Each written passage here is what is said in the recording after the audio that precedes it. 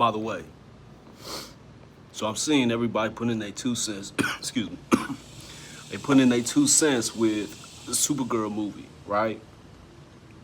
So I checked it out, and even going into the Supergirl movie, I was like, it's not gonna work. It's not gonna be good, right? And really, for me, it was the tone, right?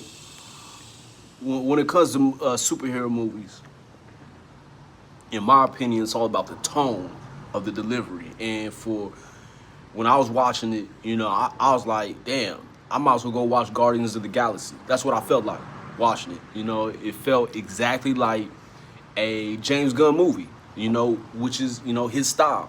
When I heard him, when he took over, when I heard he took over as DC, for DC CEO, or showrunner, whatever you want to call it, I automatically started thinking like it's not gonna work. They should have hired Zack Snyder, and it's because of his tone with his movies, specifically, superhero movies, right? Comic book hero movies.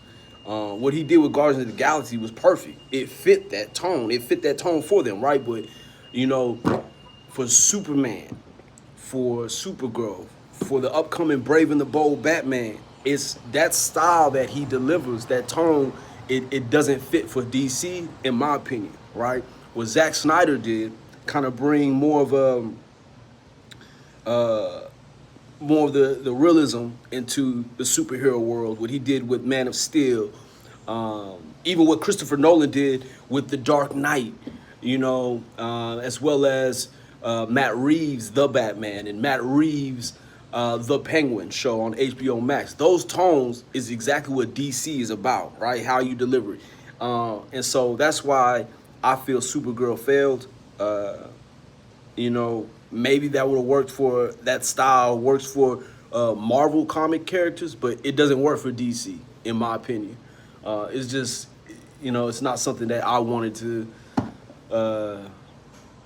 see from a Supergirl movie, because I know exactly which graphic novel this is based off of, and that was an amazing graphic novel. I went over it again last night, and if he was stuck to what I call the blueprint of what these comics are when it comes to making movies, these are blueprints, in my opinion. If he would have stuck to that, then I feel like it would have been a success. But James Gunn has a style that he loves and he sticks to and he believes in. That's what's up. But it don't work for DC, and that's my opinion. You know what I'm saying? So, yeah, Supergirl, nah.